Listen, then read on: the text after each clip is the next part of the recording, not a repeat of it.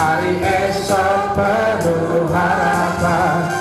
Biar banyak tantangan yang ku hadapi, satu hal selesaikan semua masalahku. Mari Tuhan nyatakan rahasia firman-Mu, dengan iman mempelai indah. Makan rahasia firman-Mu, karena ku perlu setiap waktu. Mari Tuhan, mari Tuhan nyatakan rahasia firman-Mu, dalam firman begitu indah. Mari Tuhan bukakan rahasia firman-Mu, karena ku perlu setiap waktu. Karena ku perlu, aku perlu.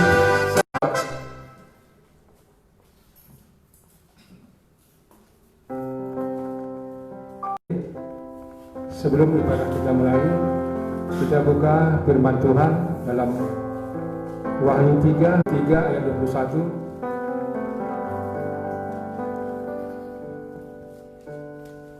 Demikianlah firman Tuhan.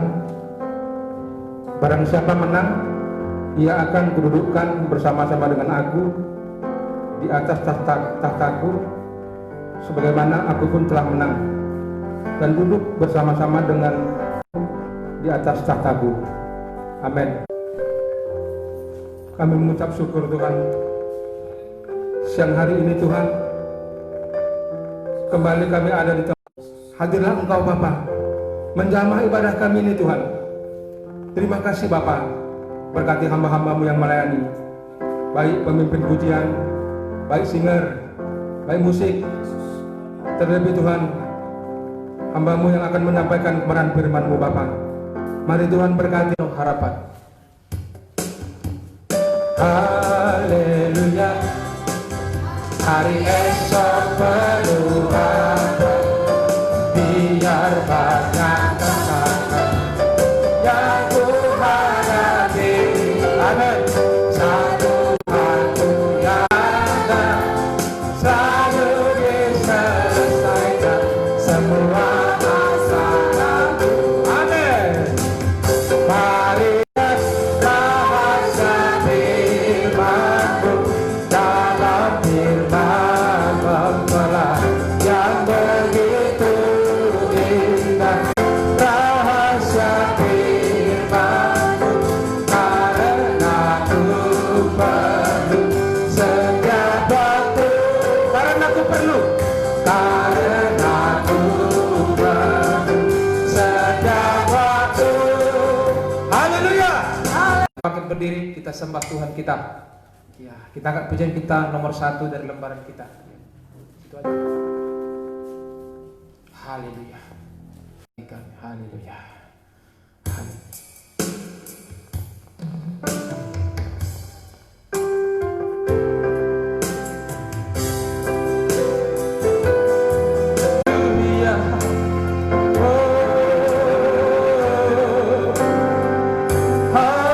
Haleluya.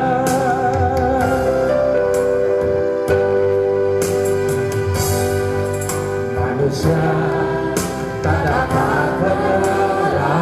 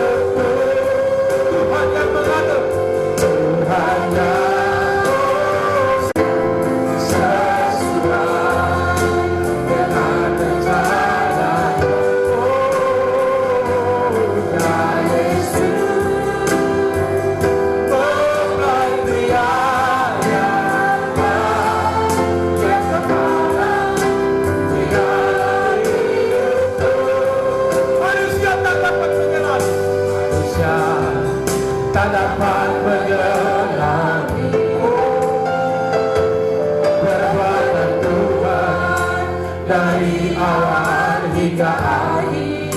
Namun Tuhan membuat segalanya dapat Tuhan. Tuhan yang mengatur hidupku. Anda mengatur hidup. Haleluya. Sesuai dengan rencana. Ya Yesus.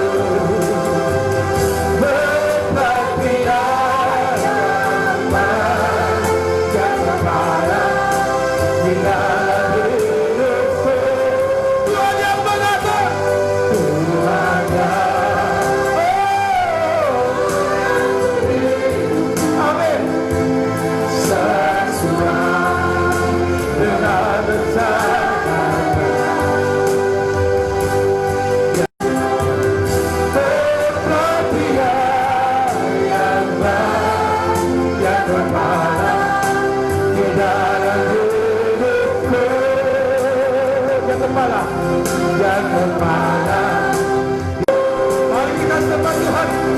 Haleluya. Oh haleluya. Kami tidak bisa menyelami caramu Tuhan. Oh haleluya. Oh haleluya. Yesus Yesus. Haleluya. Haleluya.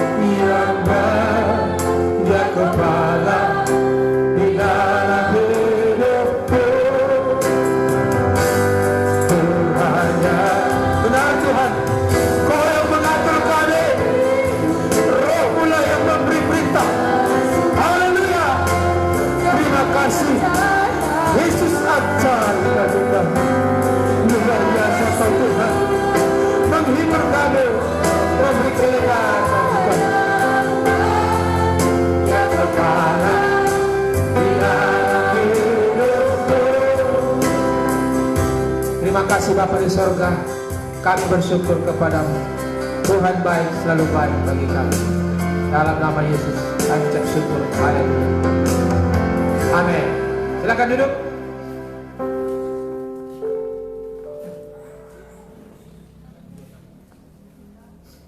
Baik saudaraku, kita akan pujian kita. Allah itu baik, tidak ada dalam lembaran kita karena kita tidak tulis saudaraku. Haleluya. Philadelphia. Haleluya.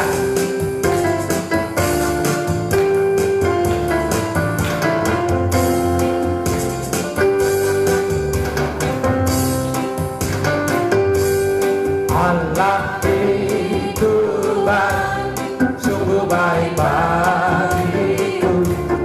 Ditunjukkannya kasih setianya yang mengerjakan yang ku perlukan, menyatakan kebaikan, menyatakan kebaikan, menyatakan kebaikannya bagiku.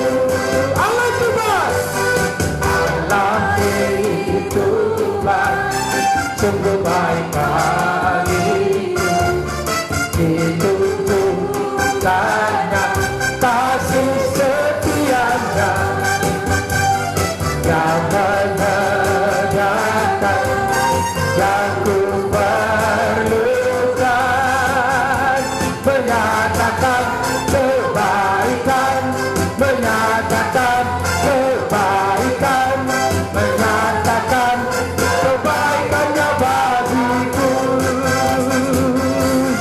Kasih setianya tak pernah berubah, dulu, sekarang, dan selamanya.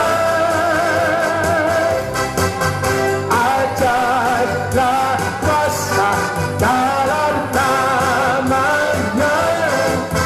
Yesus ku luar biasa.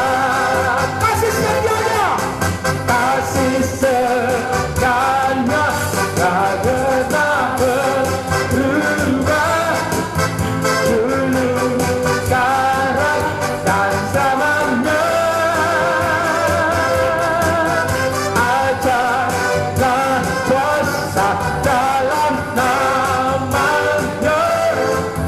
Yesus ku luar biasa. Yesus ku luar biasa. Yesus ku luar biasa. Haleluya. Haleluya. Amin. Ya, Allah kita itu luar biasa. Ya, kita masih bersukacita. Amin.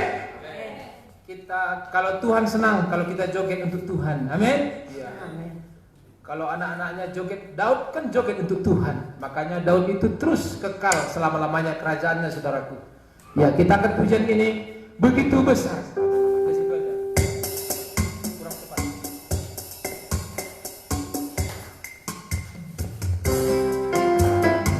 Mari kita bangkit berdiri. Betapa besarnya firman Tuhan mengangkat umatnya. Haleluya.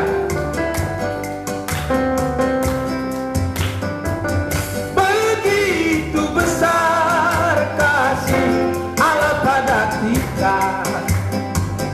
Diberkatilah anak cucu kita di mana-mana. Allah mengubah miskin menjadikan kaya, yang merendahkan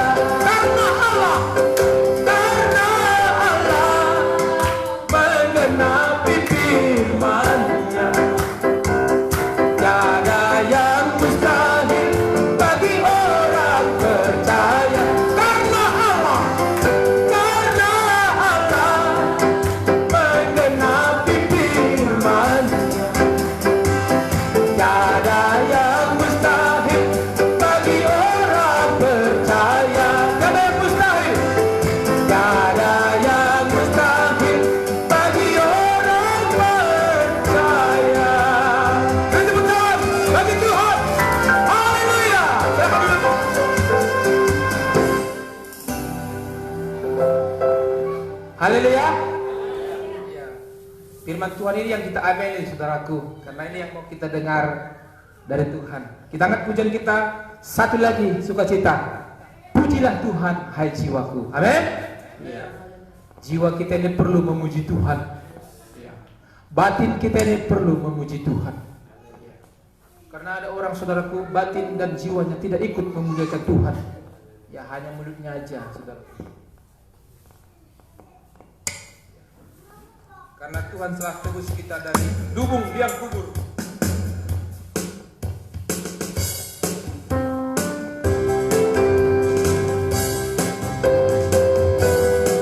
Haleluya.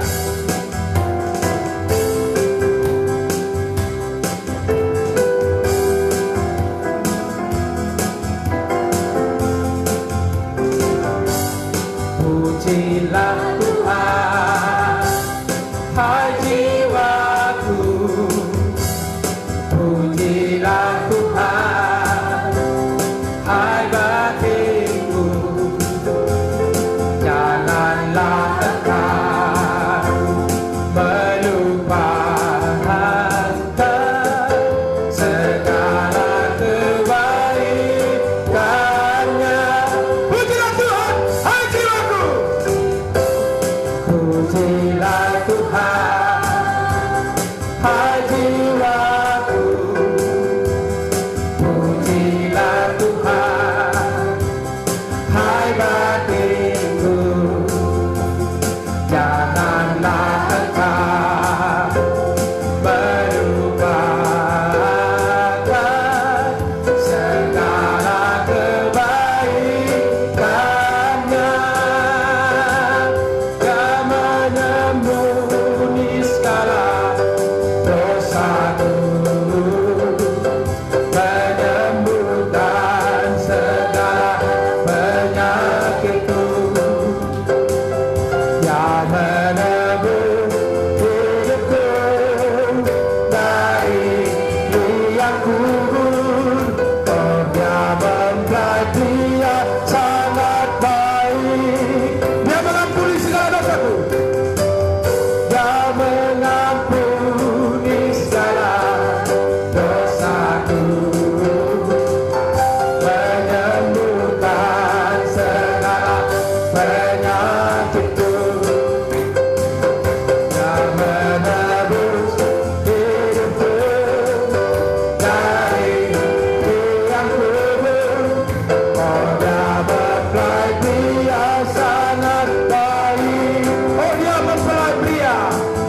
Oh, dia mempelai pria sangat baik. Haleluya. Baik, kita akan berikan persembahan kita. Bapa kami di surga, Allah yang ajaib, yang telah menebus hidup kami dari dosa, yang membawa kami kepada kesembuhan, kesehatan. Inilah hidup kami serahkan kepadamu. Biarlah kami selalu bersuka cita karena Tuhan. Berkatilah pada hari ini kami semua di tempat ini. Kami akan memberikan persembahan kami, rasa syukur kami atas firman Tuhan, atas segala kemurahan-Mu bagi kami. Tuhan telah memberkati hidup kami, memberkati adonan-adonan kami, memberkati lumbung-lumbung kami. Kiranya Tuhan membukakan tingkap-tingkap kemurahan dari sorga bagi kami semua. Terima kasih Tuhan. Berkati kami semua, berkati umat-Mu, berkati hamba-hamba-Mu yang hadir juga pada hari ini. Saudara kami dari Medan, Bapak Gembala Sidang, Kau berkati kami semua. Biarlah berkat Tuhan tercurah atas kami, berlipat kali ganda, 100 kali lipat di dalam hidup kami. Dalam nama Yesus kami mengucap syukur, kami berdoa, kami memberi dengan sukacita. Amin. Baik, kita akan pujian kita. Yesus turut merasakan. Sambil beri persembahan kita.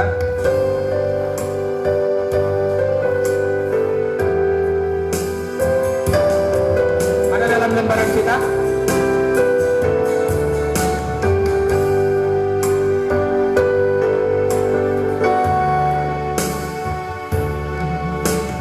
Yesus turut merasakan apa yang ku rasakan.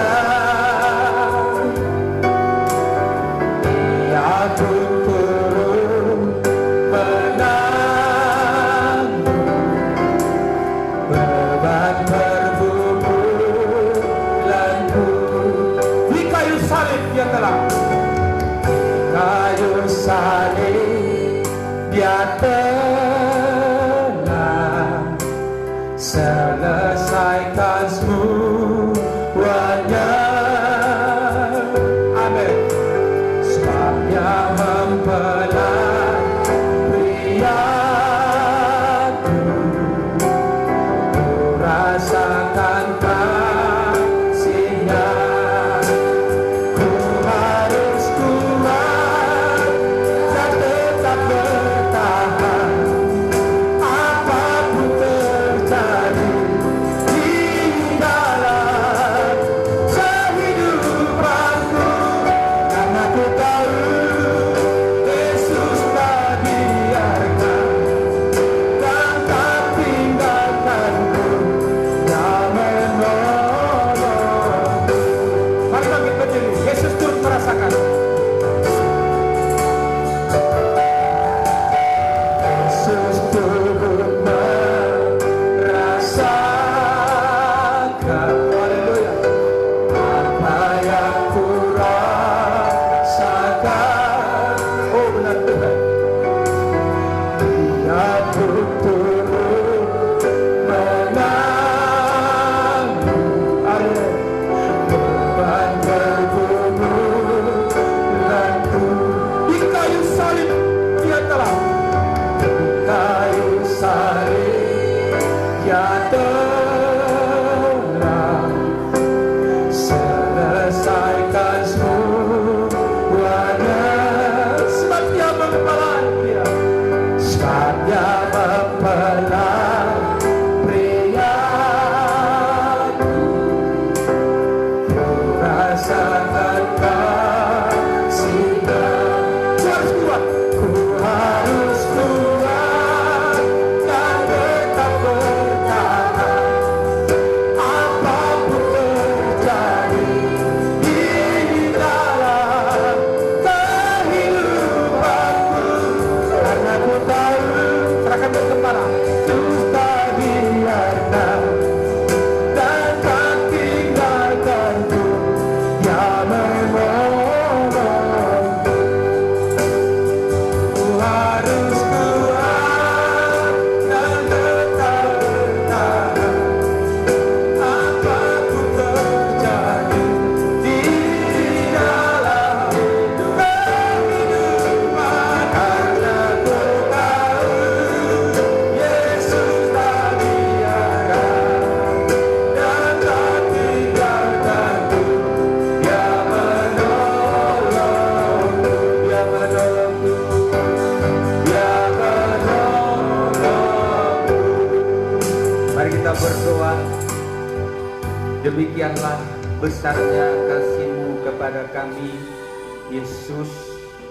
Engkau rela mati untuk kami, bahkan Engkau turut merasakan segala kelemahan dan penderitaan kami. Begitu besarnya kasih-Mu kepada kami, Bapa, sehingga di tengah-tengah segala persoalan, segala pergumulan, segala kegagalan kami tidak perlu takut, karena Engkau ada bersama kami. Bukan saja Engkau menebus dosa-dosa kami, tetapi Engkau juga berkenan menyembuhkan kami, menolong kami, membela kami. Itulah Tuhan besarnya harapan kami kepadamu. Terima kasih Bapa. Itu sebabnya kami tidak akan pernah tinggalkan Engkau. Kami akan ikut Engkau Tuhan selama-lamanya. Kuatkanlah kami Tuhan, sampai Engkau datang. Kami akan tetap belajar setia untuk mengikut-Mu. Terima kasih Bapa. Sebentar lagi kami akan mendengarkan firman-Mu Bapa yang sangat kami butuhkan, yang akan disampaikan oleh hamba-Mu. Terlebih dahulu Bapa, urapilah hamba-Mu dari ujung rambut sampai telapak kaki. Biarlah melalui hamba-Mu firman-Mu diperdengarkan di tengah-tengah kami, yang akan menguatkan kami, yang akan menghibur dan menasihati dan memberkati kami. Berkatilah hamba-Mu Tuhan. Juga bukakan hati kami, jangan sampai ada tembok keangkuhan yang menolak akan kebenaran firman-Mu Bapa. Biarlah itu dihancurkan oleh nama Yesus, sehingga firman-Mu boleh mendapat tempat di hati kami. Terima kasih Bapa. Dalam nama Tuhan Yesus Kristus kami berdoa. Kita yang percaya sama-sama berkata, amin. Bapak Ibu, saudara sekalian juga silakan duduk. Dari tempat ini saya sampaikan salam sejahtera dan shalom.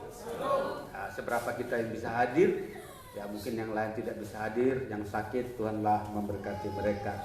Hari ini saudaraku, kita mendapat berkat, mendapat kunjungan dari hambanya ya, Bapak Pendeta Simanjuntak dari GBI Medan akan memberkati kita hari ini untuk firman Tuhan. Amin.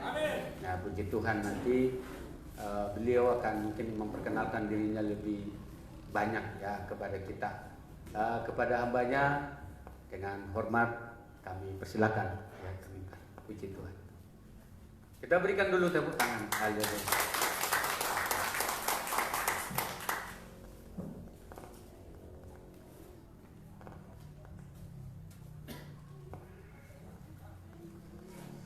Baiklah, sebagaimana patah mengatakan, tidak kenal maka tidak sayang. Nama saya lengkapnya PDP Jamintan Simanjuntak MTH. Sekarang usia saya sudah 68 lewat beberapa bulan ya. Jadi saya sangat bersyukur diberi kesempatan melayani, karena apalah hari tua saya yang saya berikan kepada Tuhan. Selain melayani, kemanapun saya diberi kesempatan saya melayani. Saya berlatar belakang tadinya militer, ya. Saya punya anak 5, 1 meninggal, tinggal 4. Saya perkenalkan istri saya dulu, di Boris Turlus.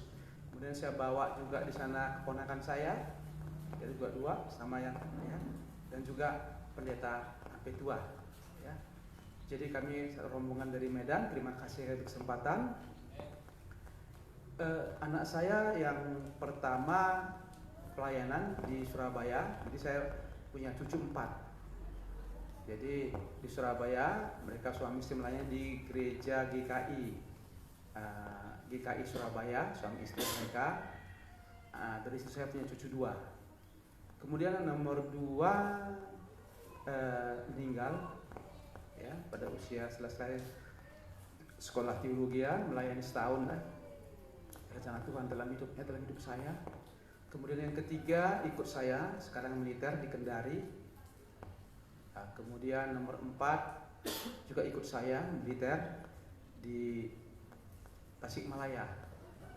Kemudian nomor 4 dan nomor 5 mereka sedang mengejar penyelesaian kuliahnya di Perapat, mungkin sedang berpulang. Jadi saya sedikit memperkenalkan bagaimana pertobatan saya. Saya dari akademi militer, anak saya juga ikut akademi militer. Ya, pensiun terakhir saya kolonel. Tetapi saya banyak mengalami pergumulan masalah hidup. Karena apa? Saya tidak mendalami dulu iman Kristen, tapi rajin ke gereja. Banyak seperti begitu. Banyak orang seperti apa yang saya alami, ke gereja. Tetapi iman saya sangat lemah. Sehingga orang tua saya dulu waktu saya ke Timur tahun 77, ya taulah tentara kalau perang katanya kasih jimat, katanya kasihlah saya jimat, ya jimat, pergilah ke kiai kemana-mana. Akhirnya itulah yang merusak hidup saya, menghancurkan hidup saya. Jadi kalau ketika kita berdukun, sekali kita berdukun, itu roh setan itu mengikat kita, mengendalikan jiwa kita, pikiran kita, dan tindakan kita. Dan dia terikat, gak bisa lepas. Itu saya alami. Dari satu tempat ke perdukunan satu. Tapi ke gereja rajin. Hidup saya betul-betul dikendalikan oleh hal-hal dunia tersebut. sehingga sikap tindakan saya banyak keliru. Dan apa? Orang yang seperti demikian masuk yang dimurkai Tuhan. Saya terus terang aja mendapat teguran dari Tuhan yang ujungnya adalah kehancuran. Dan kehancuran itu ya mungkin ketika pangkat mayor saya sempat ya dihukumlah, hukum, tetapi karena pamen hukumannya nggak boleh keluar rumah, di hukuman rumah. Tapi itulah titik balik kehidupan saya untuk mencari Tuhan. Karena teman saya mengatakan sudah selesai game lah ini katanya. Tetapi itulah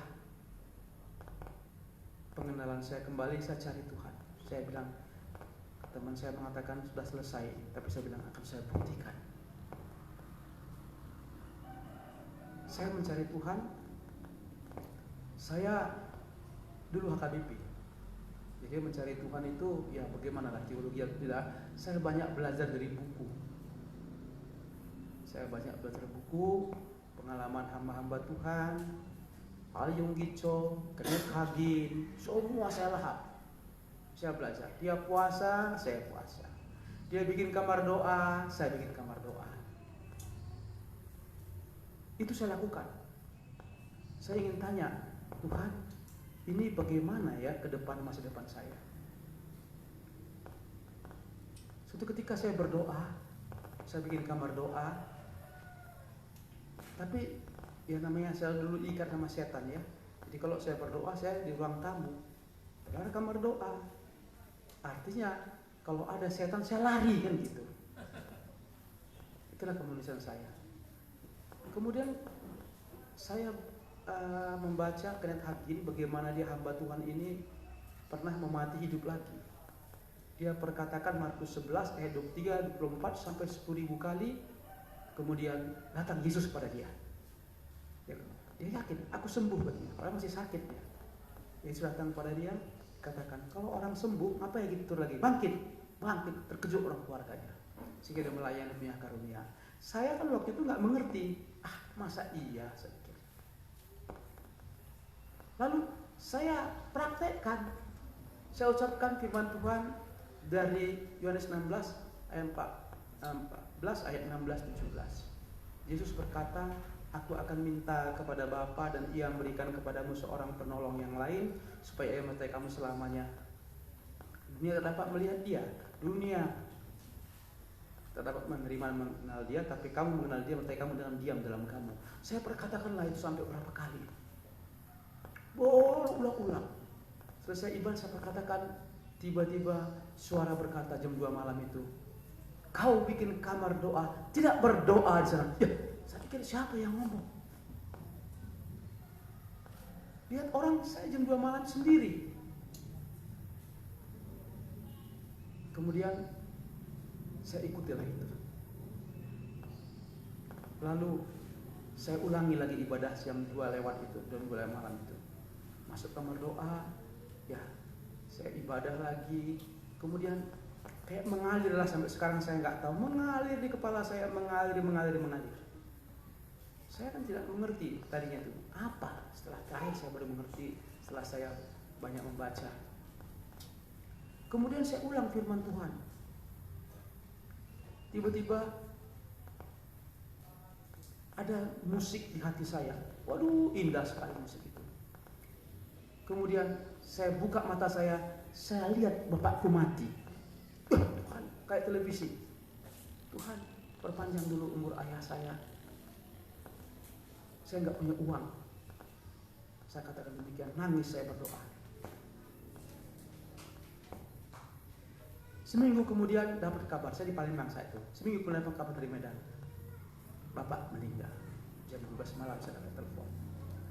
Itulah pertama kali penglihatan.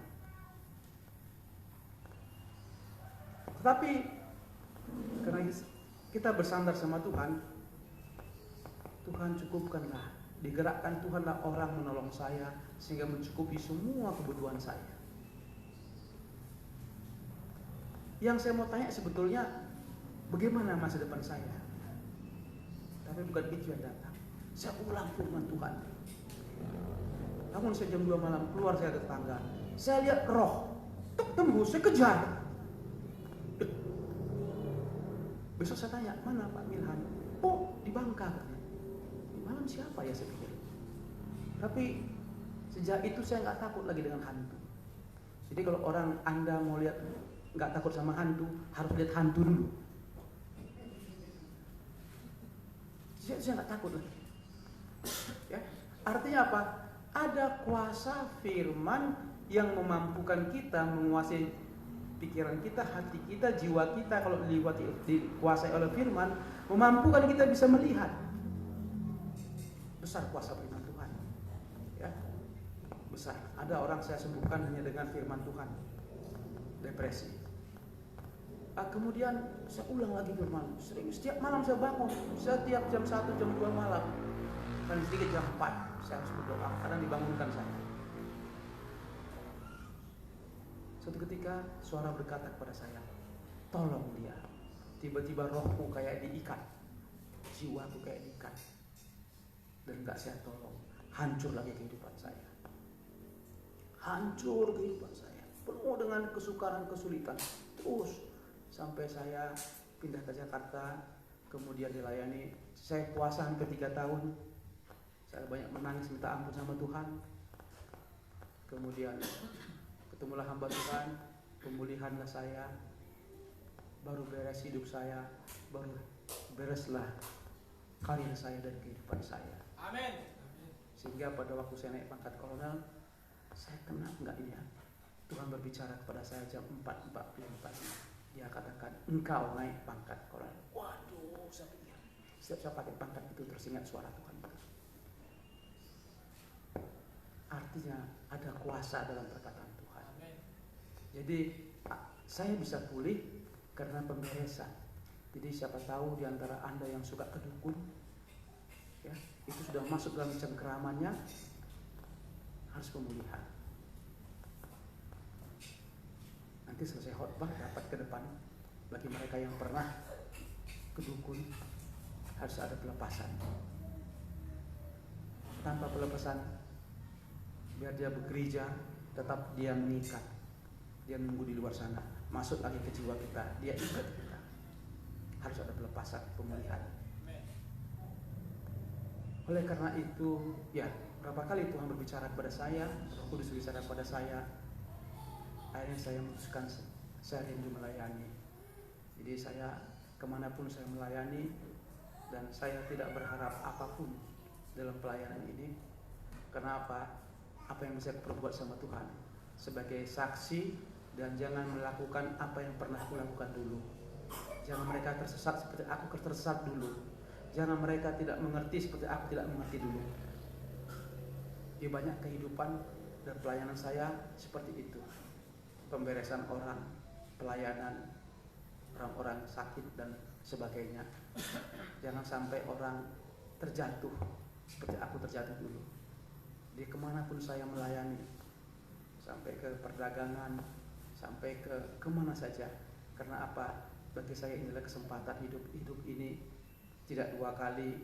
Janganlah apa yang telah kulakukan merusak hidup saya, merusak anak-anak saya, merusak cucu saya. Jadi tidak ada yang terbaik selain melayani Tuhan. Apalah arti dunia ini.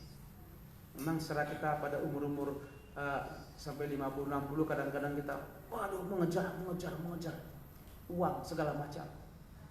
Kadang-kadang banting tulang siang malam. Setelah saya baca, semua kesia-siaan. Masih ada kehidupan abadi yang harus kita kejar. Demikian dulu kesaksian saya. Jadi nanti kalau ada yang pernah terikat dengan kuasa-kuasa kegelapan, nanti selesai ibadah, selesai khotbah, saya dapat ke depan. Baiklah, kita mulai firman Tuhan dari Yakobus 4 ayat 8.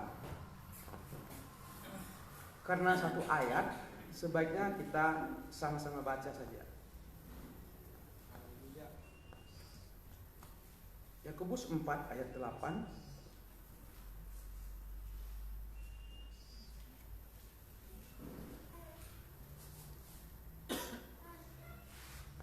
Baiklah, 1, 2, 3. Mendekatlah kepada Allah dan Dia akan mendekat kepadamu. Tahirkanlah tanganmu, hai kamu orang-orang berdosa. Sucikanlah hatimu, hai kamu yang mendua hati. Ada 3 hal yang kita ingin renungkan. Pertama dikatakan, mendekatlah kepada Allah dan Ia akan mendekat kepadamu. Tahirkanlah tanganmu, hai kamu orang yang berdosa. Yang ketiga, sucikanlah hatimu, hai kamu orang yang mendua hati. Pertama dikatakan, mendekatlah kepada Allah dan Ia akan mendekat kepadamu. Kenapa ya? Kita dulu mendekat, baru Allah mendekat. Sesungguhnya kita tidak tahu misteri Allah ini. Di satu sisi, Allah itu berdaulat dalam kehidupan kita masing-masing. Kita nggak tahu kapan lahir. Kita nggak tahu kapan mati. Banyak kedaulatan Tuhan yang berlaku dalam hidup kita masing-masing yang kita tidak menyadari. Tapi di sisi lain, Allah itu memberikan satu kebebasan bagi kita. Satu kehendak bebas dalam kehidupan kita, diberikan akal, pikiran, perasaan.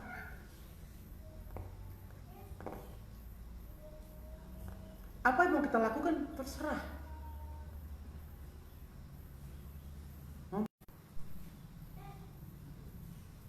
Dalam Ulangan 30 ayat 19 dikatakan, pada hari aku memanggil langit dan bumi, kematian, berkat dan kutuk, pilihlah kehidupan, supaya engkau hidup maupun keturunanmu.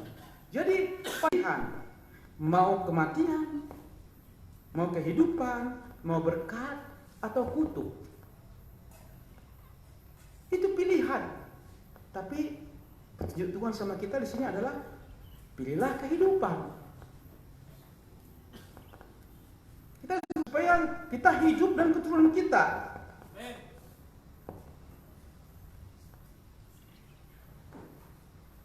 Allah yang memberi nafas kehidupan. Kita berharap semua pilihan kehendak bebas. 2 Korintus 5 ayat 10 katakan, kita akan menghadap pengadilan Kristus. Apa yang kita lakukan baik atau jahat.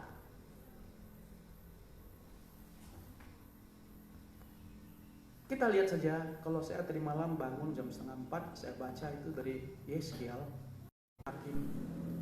Dalam Hakim 6 dikatakan, bangsa Israel dimurkai Tuhan sehingga 7 tahun dikasih sama orang Midian ya. Padahal dia akan berangkat dari Mesir kan, dipimpin sama Musa. Ada ujian dalam hidup kita masing-masing. Kadang-kadang Tuhan juga mencobai iman kita dalam perjanjian ini. Apakah kita setia atau tidak dalam setiap langkah kehidupan kita? Saya tadi malam baca Yeskiel, bagaimana murka Tuhan, kebaikan Tuhan. Sudah tahu dia, Tuhan yang memimpin dengan tiang api, tiang awan, tapi pada murkai Tuhan, sehingga terbuanglah 70 tahun dia ke Babel karena kejahatannya. Kejahatan mula yang menghukum dirinya sendiri.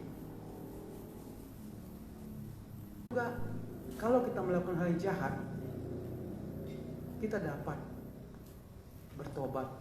Kalau kita masih di kesempatan hidup, masih bisa kita memperbaiki diri. Bahwa setiap langkah kehidupan hendaklah kita bersandar. Sering kita dipengaruhi oleh akal pikiran kita dalam satu keputusan dengan kekuatan kemanusiaan kita, kecerdasan kita. Enggak salah memang. Tidak semua yang kita lakukan, yang kita ambil tindakan, sikap kita selalu sesuai dengan petunjuk Tuhan. Tidak selalu. Kita diberi hikmat. Disitulah kita perlu hikmat. Kalau kita merencanakan sesuatu, supaya kita dapat petunjuknya, dapat hikmatnya, dan apa yang kita lakukan dalam bimbingannya. Bukan semata-mata Karena kecerdasan kita selalu mengandalkan kekuatan pikiran kita, kemampuan ikut menyertakan pertolongan Tuhan dalam apa perencanaan kita, dalam tindakan kita. Ini sikap yang ingin Tuhan tahu. Dan biasanya kalau orang menggunakan kemampuannya, akalnya, cepat atau lambat dengan keberhasilan itu, karena merasa dia berhasil. Memang Tuhan berikan akal pikiran. Tidak sama, IQ orang banyak memang. Tapi tetap, supaya orang ini rendah hati. Bahwa Tuhanlah yang memberikan semua ini. Dan oleh karena itu, ada hubungan baik dengan Tuhan. Persekutuan pribadi, persekutuan gereja, maupun komunitas-komunitas lain. Pertemuan ini katakan dalam Ibrani 10:5, janganlah kita akan menerima damai sejahtera. Dalam pertemuan inilah kita bisa menerima damai sukacita, kasih Tuhan, pujian penyembahan. Tentunya kita dengan hati yang penuh, dengan hati yang rendah hati, dengan iman yang teguh, itu saya suatu ketika seorang ibu mau diperkosa, lepas sehingga kejar-kejaran dekat rumahnya itu, dia lolos dia karena langsung ada. Tapi bagi ibu ini depresi berat. Jadi setiap akhirnya dibawa kepada satu sekolah yayasan karena suaminya adalah satu angkatannya kelas daripada guru saya, tapi dia mengajar guru agama Kristen. Malam selesai saya ibadah, saya suka ibadah tengah malam, saya ditelepon, Pak Simanjuntak beda. Karena saya saat itu berpikir kalau dibawa rumah sakit jiwa paling kasih obat penenang, besok muncul lagi kan, namanya jiwanya sudah tertekan kan. Lalu apa yang saya ambil? Saya masuk kamar, Tuhan apa yang saya berikan Tuhan? Tuhan berikan sama saya Mazmur 56 ayat 4-5. Begitu ada berapa pendeta saya dulu melayani, terus saya katakan dalam perkataan Tuhan. Amin. Ketika ibu menyatukan hati, pikiran dengan firman Tuhan, meyakini dengan segenap ibu, harus diulang-ulang perkataan itu. Nanti Roh Kudus dalam perkataan itu kan firman Tuhan mengatakan, Yohanes 6:3 dikatakan, perkataan ibu menyaksikan jiwa ibu lepas. Dia perkatakanlah Mazmur 56 ayat 4. Saya ulangi lagi, terus ulangi. 1 jam dia perkatakan, saya jam 3 pagi. Sampai sekeras-keras saya ulang-ulang. Lalu pulang, saya juga pulang ke rumah. Lantas jam 9 pagi besoknya suami yang telepon, terima kasih Pak. Ada kuasa penyembuhan dalam firman Tuhan. Amin. Dikatakan, jikalau kamu tinggal di dalam aku dan firmanku tinggal di dalam kamu, mintalah apa saja yang kamu kehendaki dan kamu akan menerimanya. Amin. Jadi kita perlu, kalau boleh tiap pagi sebelum kerja, ada kedamaian, ada sukacita. Saya setiap pagi sering saya ucapkan itu. Tentang apa saja. Karena ada kuasa dalam perkataan Tuhan.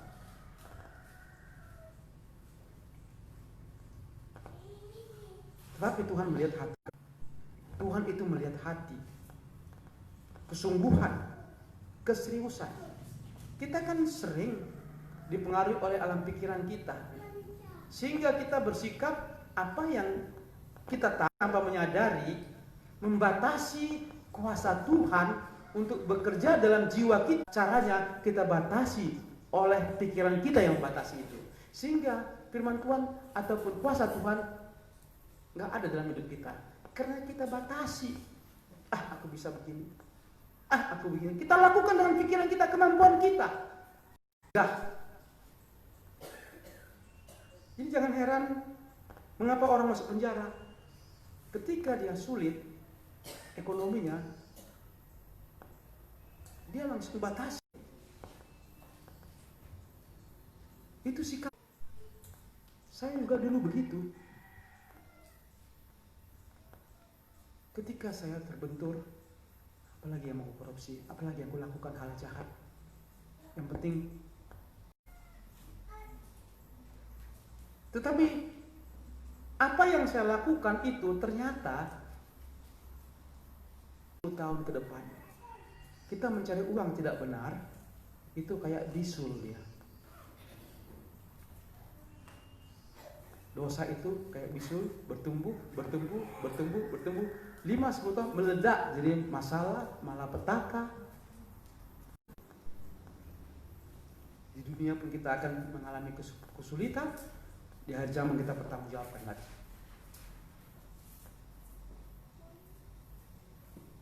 Kadang sebagaimana kita betul-betul beriman kepadanya. Dan ini juga saya alami. Ketika saya nggak punya uang, sikap saya berbeda setelah saya mengenal firman Tuhan. Saya mandi tengah malam itu, mandi air panas, puji-pujian, penyembahan, berdoa, itu saya lakukan. Seminggu kemudian, cara Tuhan nggak bisa dipahami oleh cara pikiran manusia. Tuhan gerakkan orang menolong saya. Saya kan nggak ngerti gitu-gitu. Tapi saya berpikir kemudian, jangan-jangan Tuhan nyuruh orang ini kepada saya. Karena angka yang diberikan kepada saya sejumlah apa yang saya butuhkan. Saya perlu 1 juta. Anak saya mau datang dari Malang, dari Malang kuliah dia teologi. Saya bawa teman, iya.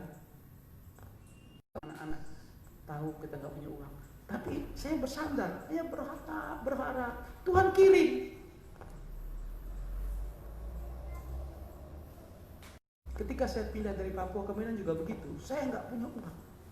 Jadi saya mengatakan, sikap saya berdoa, bangun saya jam 2 malam, saya mandi, kemudian ya kayak gereja lah, menyembah, pujian. Seminggu kemudian Tuhan gerakkan orang menolong saya sesuai dengan apa yang saya butuhkan. Dulu kemana saya utang, kemana gitu. Tapi ternyata kalau kita bersandar dengan sungguh hati kepada Tuhan, berharap dengan Tuhan dengan sepenuh hati kita, Dia mengatakan apa yang kita butuhkan.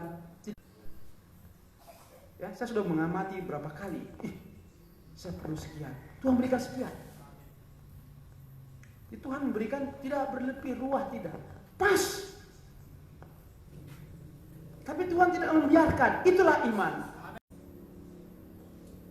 Cara pandang kita dalam menghadapi segala sesuatu dalam kehidupan ini, mari kita percaya Tuhan. Dia tidak akan melupakan kita. Dikatakan firman Tuhan, orang yang berseru-seru kepada Tuhan tidak dipermalukan. Praktekkan. Memang kita sering mendengar, tapi kita belum pernah mempraktekkan. Dan untuk mempraktekkan itu tidak mudah juga. Perlu komitmen, perlu kesungguhan, perlu kepercayaan yang dalam. Kenapa? Karena keadaan kita, apa yang kita lihat, apa yang kita dengar, apa lingkungan yang mengatakan, apalagi kita lihat fokus kepada masalah, bukan kepada kuasa Tuhan, ya sudahlah, bebas. Ini yang perlu kita pahami, bahwa Tuhan itu tidak membiarkan. Jadi apa yang kita pelajari, yang kita dengar firman Tuhan, memang untuk mempraktikkan ini tidak mudah juga. Perlu ketaatan, perlu kesungguhan, perlu kepasrahan. Saya ngalami pernah, terserah Tuhan lah, pasrah saya. Ketika di kesukaran saya, Tuhan berikan dengan caranya. Jadi cara Tuhan tidaklah sama seperti cara manusia. Cara manusia selalu berpikir, Tuhan beracara dalam membentuk iman kita dengan. Kemudian dikatakan, tahirkanlah tanganmu hai kamu orang-orang berdosa. Apa kata tahir? Sucikan. Kenapa tahirkan tanganmu? Kalau kita mendekat kepada Tuhan, harus hati kita suci, tangan kita bersih. Itu pekerjaan kita, perbuatan kita. Mencurikah dia? Orang Batak paling suka bungakan uang 20%, membuat. Ya, kita semua orang berdosa. Tapi Tapi firman Tuhan mengatakan, Yohanes 1 ayat 9 katakan, kita mengaku dosa kita, Dia setia dan adil. Tapi selesai itu tidak kita perbuat lagi. Yang sulitnya kan, ya saat itu, besok kita lakukan lagi.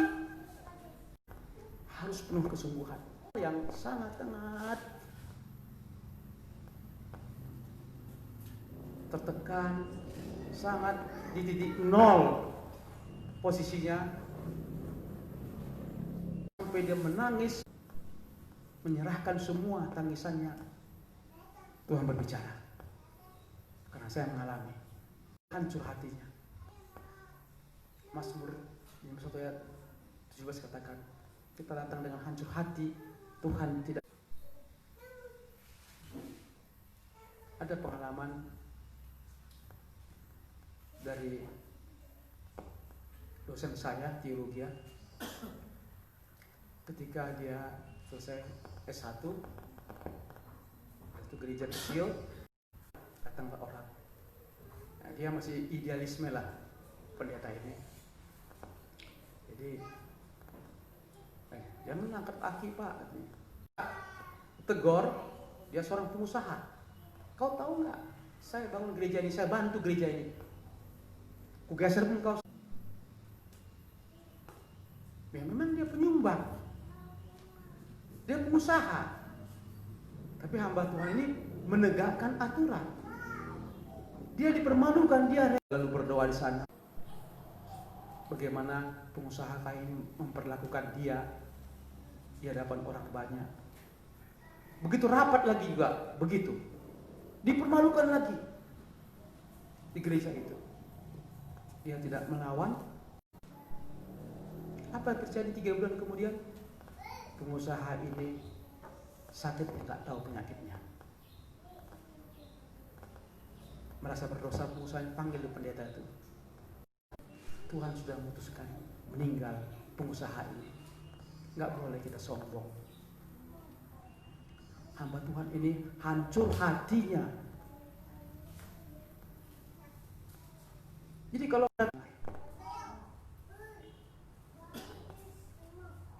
kita fokus kepada Tuhan, pemberi kehidupan,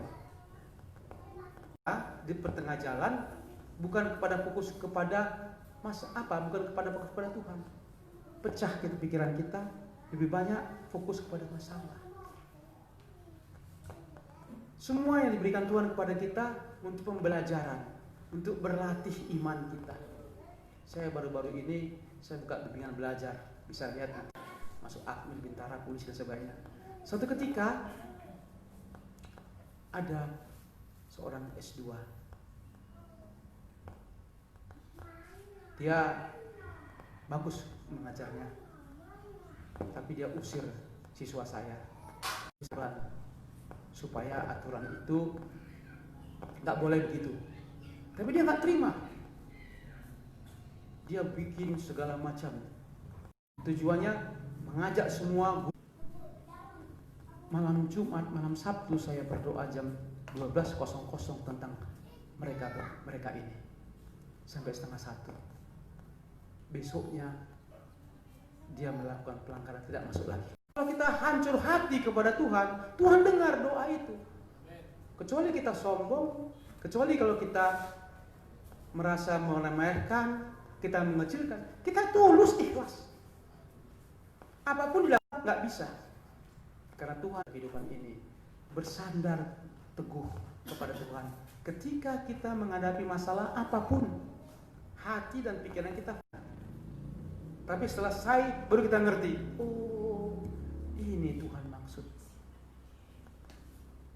Jadi kalau kita menghadapi masalah, supaya kita melatih iman kita, supaya kita belajar bersungguh hati kepada Dia dan berharap pada Dia.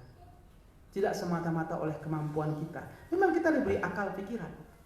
Saya juga kalau saya mengambil keputusan, saya beriman kepada Tuhan. Itu hikmat pada kita. Belum tentu apa yang kita hitung kalkulasi dengan pikiran kita itu, tapi tidak selamanya benar. Supaya kita bisa mengentak, kadang-kadang kita sombong. kita angkuh karena merasa karena aku. Padahal firman Tuhan mengatakan, terkutulah orang mengenalkan kekuatan sendiri. Diberkatilah orang yang mengenalkan Tuhan. Kemudian, sucikanlah hatimu, hai kamu orang yang mendua hati. Banyak kita orang Kristen mendua hati. Apa maksud mendua hati? Ada dia kejepit, pergi ke dukun. Dia percaya Tuhan, tapi dalam mengambil masalah ada keputusan lebih percaya sama teman. Oh, pengalaman saya begini. Oh, begini. Boleh masukan buat kita boleh. Tapi kita beriman, kita bawa kepada Tuhan. Tuhan nanti tentukan benar apa tidak. Itu lebih elegan. Itu akan lebih membawa sukacita. Itu akan membawa keberhasilan lebih naik. Bukan karena kemampuan kita yang sering mendua hati, mengandalkan kekuatan sendiri tanpa dia sadari. Tanpa dia sadari, sombongan, membentuk keangkuhan karena merasa dia bisa berhasil oleh karena dirinya sendiri. Tuhan tahu. Tuhan kan berikan sama kita akal, pikiran, hawa nafsu, keinginan, kan dia berikan. Tapi ada standar kepada dia, itu yang dikehendakinya. Yang sering terjadi adalah kita merasa kita. Padahal sumbernya itu adalah dari supaya kita bisa mengucap syukur akan kebaikan apa yang diberikan kepada kita. Berarti kita menyadari bahwa Tuhanlah si pemberi kepintaran, Tuhanlah si pemberi. Supaya mereka tahu bahwa mereka memperoleh kekayaan bukan karena kekuatannya, tetapi karena aku menyertainya. Ini saya alami dulu. Saya pikir karena kekuatan keberhasilan itu ada hubungan dengan Tuhan. Hubungan kita baik dengan Tuhan. Kita tidak mendua hati. Dalam cara yang kita mengerti, perlindungan datang dengan cara di luar pikiran manusia. Sering orang mengandalkan setan. Begitu terjepit, lari ke dukun. Gereja juga. Begitu ada masalah, lari ke dukun. Apa enggak tambahan itu? Kalau ada yang pernah ke dukun, nanti dapat ke depan, terus pelepasan. Tuhan memberkati. Mari kita berdoa. Terima kasih Tuhan. Sering kami mendua hati, mengandalkan kekuatan